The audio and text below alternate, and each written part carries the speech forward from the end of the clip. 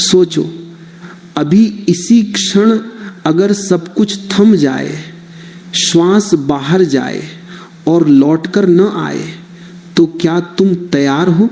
लोग समझते हैं मृत्यु अंत है, लेकिन जो समझते हैं वे केवल शरीर तक ही समझते हैं।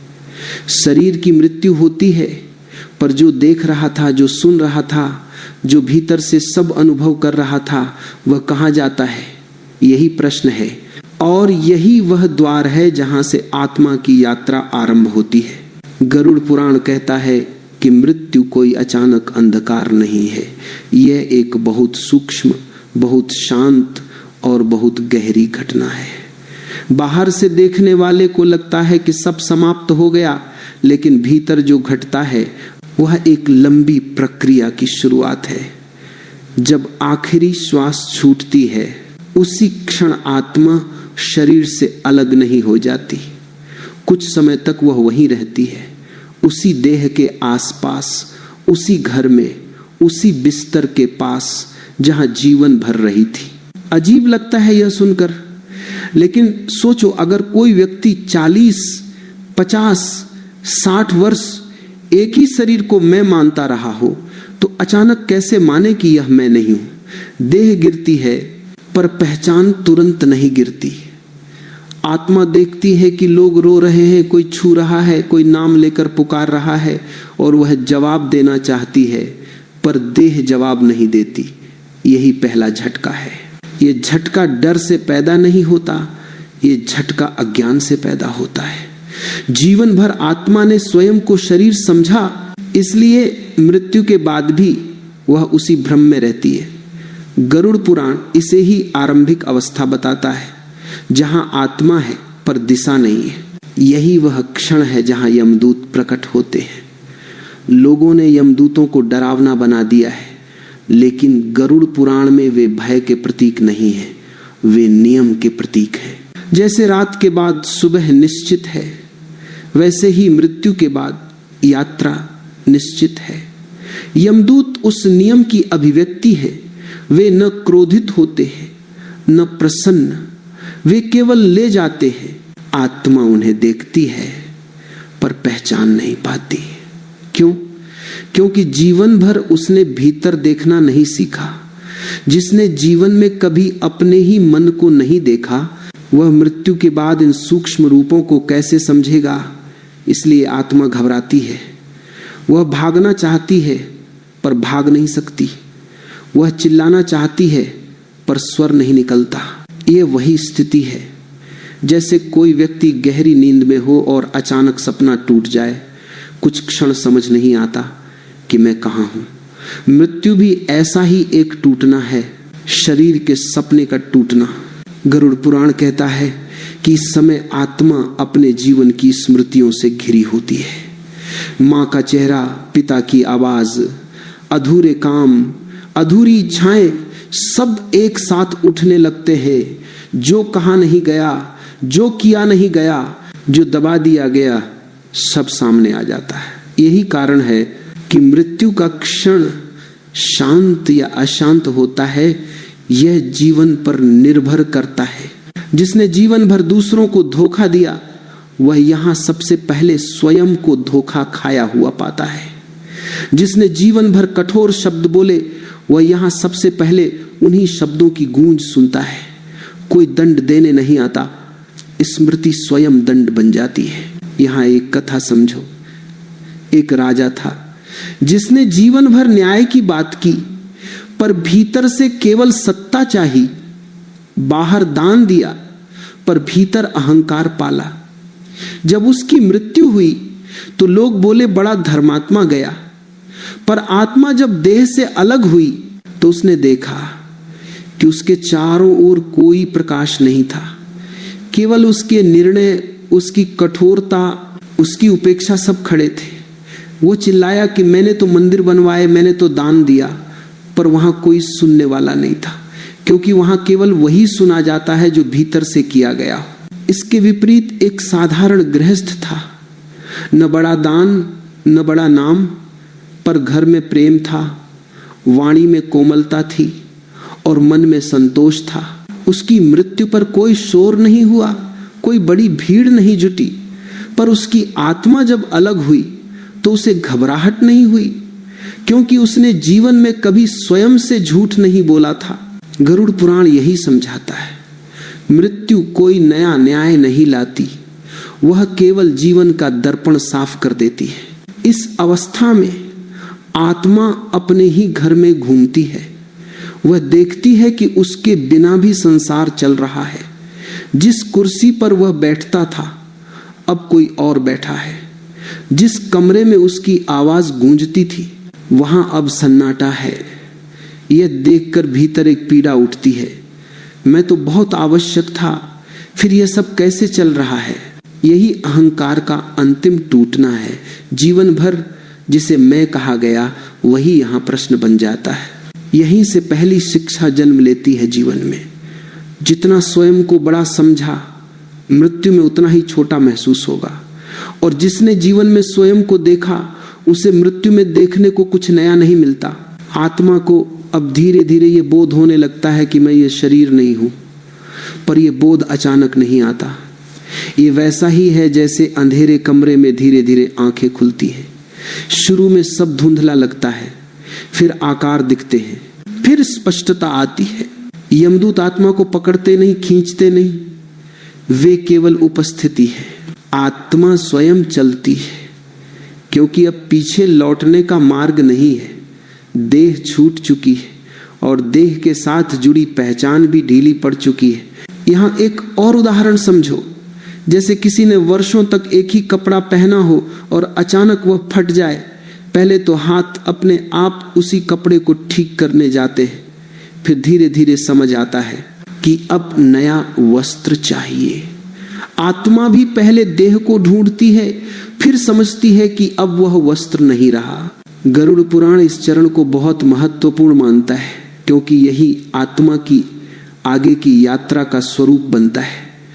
जो यहां भी भ्रम में फंसी रहती है वह आगे भी भटकेगी, और जो यहां थोड़ी भी सजगता पा लेती है उसकी यात्रा सरल हो जाती है। इसलिए जीवन में सजगता का मूल्य मृत्यु के बाद समझ में आता है। जो जीवन में एक क्षण भी भीतर रुका, जिसने कभी अपने विचारों को देखा, जिसने कभी अपने क्रोध को पहचाना, उसके लिए यह क्षण नया नहीं होता। उसने पहले ही कई बार देह से दूरी महसूस की होती है। मृत्यु केवल अंतिम दूरी है। वह आत्मा अब देह से पूरी तरह अलग हो चुकी है। पीछे शरीर पड़ा है, श्वास रुक चुकी है और संसार अपनी गति से चल रहा है, पर आत्मा के भीतर अभी भी संसार की गूंज है। जो छूटा है वही सबसे ज्यादा याद आता है, जो अधूरा है वही सबसे भारी हो जाता है। गरुड़ पुराण कहता है कि यह वही अवस्था है जहां आत्मा पहली बार सच में अकेली होती है। अब न कोई नाम पुकारने वाला है, न कोई पहचान देने वाला। जीवन भर जिस नाम से पुकारा गया वह नाम पीछे रह गया। अब केवल अनुभव है, केवल स्मृति है, केवल कर्मों की परछाई है। यही वह अवस्था है जिसे प्रेत अवस्था कहा गया है। लोग इसे डरावनी कल्पना समझ लेते हैं, पर यह कोई भूत बनने की कहानी नहीं है, ये इच्छाओं की अवस्था है। सोचो, जीवन भर तुमने चाहा, मांगा, इकट्ठा किया, रोका, दबाया, और अब अचानक शरीर चला गया, पर चाहना नहीं गई। इच्छा शरीर से नहीं बनती, इच्छा मन से बनती है, और मन देह से अधिक सूक्ष्म है। इसलिए आत्मा इस अवस्था में भूख महसूस करती है पर भोजन नहीं कर सकती, प्यास लगती है पर जल नहीं पी सकती, क्रोध उठता है पर किसी पर उतार नहीं सकती। यही सबसे बड़ी पीड़ा है। गरुड़ पुराण स्पष्ट कहता है कि यह पीड़ा किसी बाहर की सजा से नहीं आती, यह भीतर की अपूर्णता से आती है। जिसने जीवन में जितनी अधिक इच्छाएं पाली वह यहां उतना ही अधिक बेचैन होता है। आत्मा अपने घर के पास भटकती है।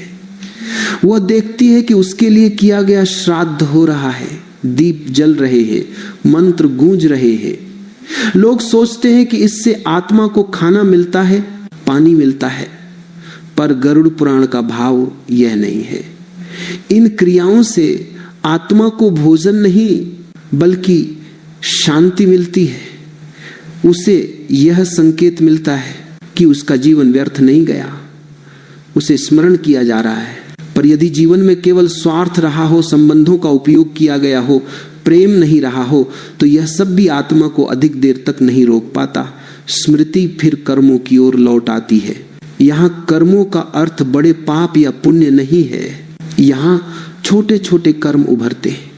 वह शब्द जो किसी ने रोते हुए सुना था, वह उपेक्षा जो किसी ने चुपचाप झेली थी, वह झूठ जो बिना कारण बोला गया था, जीवन में जिन्हें मामूली समझकर छोड़ दिया गया, यहाँ वही सबसे भारी हो जाते हैं। एक कथा समझो। एक व्यक्ति था जो स्वयं को बहुत अच्छा मानता था। वह किसी का बुरा नहीं करता था, पर किसी के लिए खड़ा भी नहीं होता था। जब कोई दुखी होता वह कहता यह उसका भाग्य है। जब कोई मदद मांगता वह कहता मुझे समय नहीं। मृत्यु के बाद उसकी आत्मा इस अवस्था में पहुंची। उसे कोई बड़ी यातना नहीं दिखी, पर एक अंतहीन खालीपन था। कोई आवाज नहीं, कोई सहारा नहीं, क्योंकि उसने जीवन में भी किसी को सहारा नहीं दिया था। इसके विपरीत एक स्त्री थी जिसने जीवन भर संघर्ष किया। उसके पास अधिक नहीं था, पर जो था वह बांटती थी। वह दूसरों के दुख में बैठती थी। चुपचाप उसकी मृत्यु के बाद उसकी आत्मा भी इसी अवस्था में आई, पर उसके भीतर भय नहीं था, क्योंकि स्मृतियों में केवल उसका ही जीवन नहीं था, उसमें दूसरों की मुस्कान भी थी। गरुड़ पुराण यही दिखाता है कि कर्म का फल कोई गणित नहीं है, ये अनुभव है।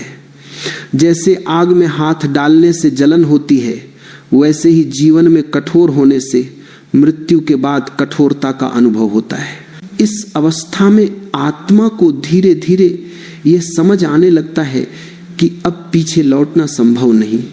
इच्छाएं अब बोझ बन रही हैं, और यहीं से आत्मा की यात्रा आगे की ओर खींचती है। यमदूत यहां मार्गदर्शक की तरह है। वे बताते नहीं, समझाते नहीं, उनकी उपस्थिति ही दिशा है। यह यात्रा किसी रास्ते पर चलने जैसी नहीं है, यह भीतर की खिंचाव है। जैसे नदी समुद्र की ओर बहती है, वैसे ही आत्मा अपने कर्मों की दिशा में बहती है। जिसने जीवन में नीचे की ओर बहाव चुना वह भारीपन महसूस करता है। जिसने जीवन में भीतर उठने का प्रयास किया उसे हल्कापन मिलता है। लोग पूछते हैं क्या इस अवस्था में आत्मा रोती है? गरुड़ पुराण कहता है आत्मा की पीड़ा आंसू नहीं बनती, वह कंपन बनती है। यह कंपन ही आगे की यात्रा का आधार बनता है। इसलिए जीवन में रो लेना बेहतर है, ताकि मृत्यु के बाद कंपन न बने। जीवन में पछता लेना बेहतर है, ताकि मृत्यु के बाद बोझ न बने। जो जीवन में कभी झुका नहीं वही यहां टूटता है। इस अवस्था में समय का अनुभव बदल जाता है। दिन और रात नहीं होते, केवल अनुभव की तीव्रता होती है। कुछ आत्माओं के लिए यह क्षण भर का अनुभव होता है, कुछ के लिए यह बहुत लंबा लगता है। यह लंबाई समय से नहीं, भार से तय होती है। यदि मन हल्का है तो यात्रा तेज है, यदि मन भारी है तो यात्रा धीमी है। गरुड़ पुराण का संदेश यहाँ बहुत सीधा है, पर मनुष्य उसे कठिन बना देता है। यह कहता है कि मृत्यु के बाद कुछ नया नहीं होता, वही होता है जो जीवन में बोया गया। इसीलिए जीवन में थोड़ा ठहरना सीखो। शब्द बोलने से पहले देखो, कर्म करने से पहले महसूस करो, क्योंकि वही शब्द, वही कर्म, यही तुम्हारी यात्रा बनेंगे। अब आत्मा धीरे धीरे उस क्षेत्र की ओर बढ़ रही है जहां उसे स्वयं को देखना होगा। न कोई बहाना बचेगा, न कोई ढाल, केवल वह और उसके कर्म। अब आत्मा उस अवस्था से आगे बढ़ चुकी है जहां केवल इच्छा और स्मृति थी। अब वह ऐसे क्षेत्र में प्रवेश कर रही है जहां छिपने की कोई जगह नहीं। यहां न कोई रिश्तेदार साथ चलता है, न कोई पहचान, न कोई मुखौटा। जो जीवन भर बाहर दिखाया गया था वह यहां अर्थहीन हो जाता है। जो भीतर छिपा था वही सामने खड़ा हो जाता है। गरुड़ पुराण इस यात्रा को यमलोक की यात्रा कहता है। लोगों ने यमलोक को डर, आग और पीड़ा का स्थान बना दिया है, लेकिन यह समझ बच्चों जैसी है। यमलोक कोई यातना गृह नहीं है, वह एक दर्पण है। ऐसा दर्पण जिसमें आत्मा पहली बार स्वयं को बिना सजावट देखती है। यहां कोई दंड देने वाला नहीं बैठा। यहां कोई यह नहीं कहता कि तुम दोषी हो।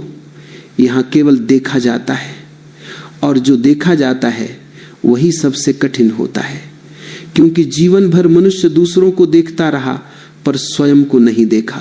अब देखने से बचने का कोई उपाय नहीं। यम कोई क्रोधित देवता नहीं है, वे समय और संतुलन का प्रतीक हैं। जैसे सूर्य किसी को जलाने के लिए नहीं निकलता, पर जो सामने आता है वह उसकी ऊष्मा अनुभव करता है, वैसे ही यम की उपस्थिति में आत्मा अपने ही कर्मों की ऊष्मा अनुभव करती है। चित्रगुप्त का नाम यहाँ आता है। लोग समझते हैं कि वे कोई बाहर बैठा हुआ लेखक है जो पाप और पुण्य लिखता है। गरुड़ पुराण का भाव इससे कहीं गहरा है। चित्रगुप्त आत्मा की ही स्मृति है। जीवन भर जो कुछ किया गया वह कहीं लिखा नहीं गया, वह आत्मा में अंकित हो गया। अब वही स्मृति खुल रही है। ये कोई सूची नहीं है, ये अनुभव है। आत्मा देखती है कि जब उसने झूठ बोला था तब सामने वाले के मन में क्या हुआ था। जब उसने किसी को अपमानित किया था तब उस व्यक्ति का भीतर कैसे टूटा था। जब उसने प्रेम किया था तब उस प्रेम ने कैसे किसी को संभाला था। ये देखना ही सबसे बड़ा न्याय है। यहां एक कथा समझो। एक व्यक्ति था जो कहता था मैंने किसी का कुछ नहीं बिगाड़ा, पर वह हर बात में स्वयं को ऊपर रखता था। वह दूसरों की सफलता देखकर चुपचाप जलता था। जीवन में यह किसी को दिखा नहीं। मृत्यु के बाद जब उसकी आत्मा यहां पहुंची तो उसे कोई सजा नहीं दी गई। उसे बस वही जलन फिर से जीनी पड़ी, पर अब वह जलन बाहर नहीं निकल सकती थी। वह भीतर ही भीतर उसे जलाती रही। इसके विपरीत एक व्यक्ति था जिसने गलतियां की थी, पर उसने उन्हें स्वीकारा था। उसने क्षमा मांगी थी, रोया था, बदला था। जब उसकी आत्मा यहां पहुंची तो उसे भी अपने कर्म दिखे, पर वहां बोझ नहीं था, क्योंकि स्वीकार ने भार हल्का कर दिया था। गरुड़ पुराण ये स्पष्ट करता है कि पश्चाताप कर्म को मिटाता नहीं, पर उसका भार कम कर देता है। अहंकार कर्म को बड़ा नहीं बनाता, पर उसका बोझ बढ़ा देता है। यहीं पर विभिन्न योनियों की बात आती है। लोग इसे दंड समझते हैं, पर यह दंड नहीं, दिशा है। आत्मा को वही रूप मिलता है जो उसकी चेतना के अनुकूल हो। जिसने जीवन भर केवल भोग देखा, उसे ऐसी अवस्था मिलती है जहां चेतना सीमित होती है। जिसने करुणा को जिया, उसे ऐसी अवस्था मिलती है जहां विस्तार की संभावना होती है। यह कोई ऊपर से दिया गया निर्णय नहीं है। यह वैसे ही है जैसे बीज से वृक्ष उगता है। आम का बीज बोने पर नीम नहीं निकलता। जीवन में जैसी चेतना बोई गई, मृत्यु के बाद वही आकार लेती है। यहाँ कोई स्वर्ग और नरक स्थायी नहीं है, ये अनुभव की अवस्थाएं हैं। स्वर्ग वह है जहाँ भीतर हल्कापन है, नरक वह है जहाँ भीतर भारीपन है। और यह दोनों जीवन में भी अनुभव होते हैं। जिसने कभी प्रेम में बैठकर शांति पाई है, वह स्वर्ग को जानता है। जिसने कभी ईर्ष्या में जलकर नींद खोई है, वह नरक को जानता है। यमलोक में आत्मा को यही दिखाया जाता है कि तुम जीवन में भी यह सब जी चुके हो, अब इसे पहचानो। इस अवस्था में आत्मा के भीतर एक गहरा मौन आता है। शब्द गिर जाते हैं, बहाने गिर जाते हैं। अब केवल सच्चाई बचती है। कुछ आत्माएं यहाँ टूट जाती हैं क्योंकि उन्होंने जीवन भर झूठ का सहारा लिया था। कुछ आत्माएं यहाँ शांत हो जाती हैं क्योंकि उन्होंने जीवन में स्वयं को देखने का साहस किया था। यहाँ कोई जल्दी नहीं है, समय नहीं, केवल समझ की गहराई है। जैसे ही समझ पूरी होती है, आत्मा आगे बढ़ जाती है, और जैसे ही समझ अधूरी रहती है, आत्मा उसी चक्र में अटकी रहती है। गरुड़ पुराण का संदेश यहाँ बहुत कठोर नहीं, बहुत करुण है। यह कहता है कि जीवन में स्वयं से भागो मत, क्योंकि मृत्यु के बाद भागने की कोई जगह नहीं। जो व्यक्ति जीवन में अपने अंधकार को देख लेता है वह मृत्यु के बाद उससे नहीं डरता, और जो जीवन में केवल उजला चेहरा दिखाता है वह मृत्यु के बाद सबसे अधिक घबराता है। अब आत्मा एक ऐसे मोड़ पर है जहां से दो धाराएं निकलती हैं, एक वह जो उसे फिर से रूप की ओर ले जाती है और दूसरी वह जो उसे रूप से मुक्त होने की ओर ले जाती है। यह मोड़ कोई बाहर नहीं बनाता, यह जीवन भर बनता रहा है। अब आत्मा उस बिंदु पर खड़ी है जहां कोई नया निर्णय नहीं लिया जाता, केवल वही प्रकट होता है जो पहले से भीतर तैयार था। यह क्षण अचानक नहीं आता, यह जीवन भर धीरे धीरे बनता रहा है। जैसे नदी समुद्र के पास पहुंचकर नया रास्ता नहीं चुनती, वो वही दिशा पकड़ती है जो उसने आरंभ से पकड़ी थी। गरुड़ पुराण कहता है कि यहाँ कोई आदेश नहीं दिया जाता कि तुम्हें लौटना है या तुम्हें मुक्त होना है। यहाँ कोई ये नहीं कहता कि अब तुम यह बनोगे या वह बनोगे। यहाँ केवल यह होता है कि आत्मा अपने ही भार के अनुसार गति पकड़ती है। जो भारी है वह नीचे की ओर खींचता है, जो हल्का है वह ऊपर की ओर उठता है। बहुत लोग पूछते हैं पुनर्जन्म क्यों होता है। यह प्रश्न तभी उठता है जब जीवन को अधूरा जिया गया हो। पुनर्जन्म कोई दंड नहीं है, यह अधूरी कहानी का अगला पन्ना है। जहां वासना अधूरी रह गई वहां देह चाहिए, जहां क्रोध अधूरा रह गया वहां अवसर चाहिए, जहां मोह शेष रह गया वहां संबंध चाहिए। आत्मा लौटती है क्योंकि अभी भी कुछ पकड़ने को बचा है, और जो पकड़ना चाहता है वह मुक्त कैसे हो सकता है। गरुड़ पुराण यहाँ एक बहुत गहरी बात कहता है। वह कहता है कि आत्मा ऊपर इसलिए नहीं उठती कि उसने अच्छे कर्म किए, वह ऊपर इसलिए उठती है क्योंकि अब उसके भीतर कुछ भी पकड़ने को नहीं बचा। जिसने पुण्य किया पर उससे भी बंध गया वह भी लौटता है। जिसने त्याग किया पर त्याग पर गर्व किया वह भी लौटता है। मुक्ति कोई उपलब्धि नहीं है, उपलब्धि पाने वाला लौटता है। मुक्ति केवल गिरावट है, इच्छाओं की गिरावट, अहंकार की गिरावट, पहचान की गिरावट। एक कथा समझो। एक व्यक्ति था जिसने जीवन भर धर्म किया, उपवास, पूजा, नियम सब किया। लोग उसे संत कहते थे, पर भीतर वह स्वयं को दूसरों से ऊपर मानता था।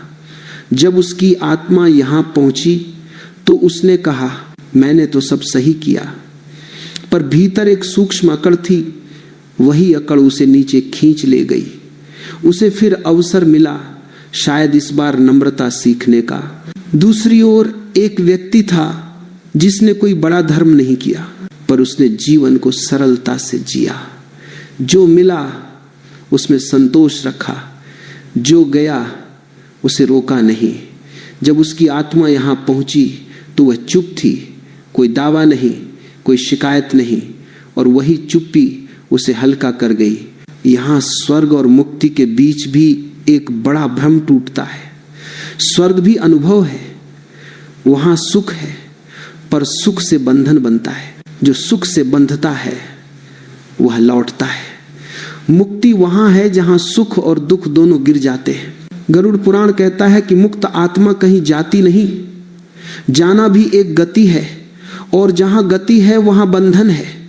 मुक्त आत्मा केवल ठहर जाती है, जैसे दीपक की लौ हवा न होने पर स्थिर हो जाती है। यह ठहराव कोई शून्यता नहीं है, यह पूर्णता है। यहां न कोई देखने वाला है, न कोई देखा जाने वाला। यहां न कोई प्रश्न है, न कोई उत्तर। यहां केवल होना है। और जो यहां तक नहीं पहुंच पाते वे भी असफल नहीं हैं, वे सीख रहे हैं। जैसे बच्चा बार बार गिरकर चलना सीखता है, वैसे ही आत्मा बार बार रूप लेकर समझना सीखती है। गरुड़ पुराण आत्मा को पापी या पुण्य आत्मा में नहीं बांटता, वह केवल अपरिपक्व और परिपक्व की बात करता है। इसलिए जीवन का मूल्य मृत्यु के बाद नहीं आंका जाता, वह अभी आंका जा रहा है। अभी जब तुम किसी से बोलते हो, अभी जब तुम किसी को अनदेखा करते हो, अभी जब तुम किसी को गले लगाते हो, वही क्षण तुम्हारी दिशा बना रहे। मृत्यु के बाद कोई चमत्कार नहीं होता, वही घटता है जो जीवन में अभ्यास बन गया हो। जिसने जीवन में भागना सीखा वह मृत्यु के बाद भी भागेगा। जिसने जीवन में ठहरना सीखा वह मृत्यु के बाद भी ठहरा रहेगा। इसलिए गरुड़ पुराण डराने के लिए नहीं है, वह चेताने के लिए है। वह कहता है मृत्यु से पहले जागो, ताकि मृत्यु के बाद भटकना न पड़े। देह रहते हुए हल्के हो जाओ, ताकि देह छूटने पर बोझ न बने। और अंत में कोई उपदेश नहीं दिया जाता, केवल एक मौन छोड़ा जाता है, क्योंकि जो समझने वाला है वह मौन में ही समझेगा। आत्मा की यात्रा कहीं बाहर नहीं जाती, वह वहीं समाप्त होती है जहां से वह हमेशा थी, अपने ही सत्य में।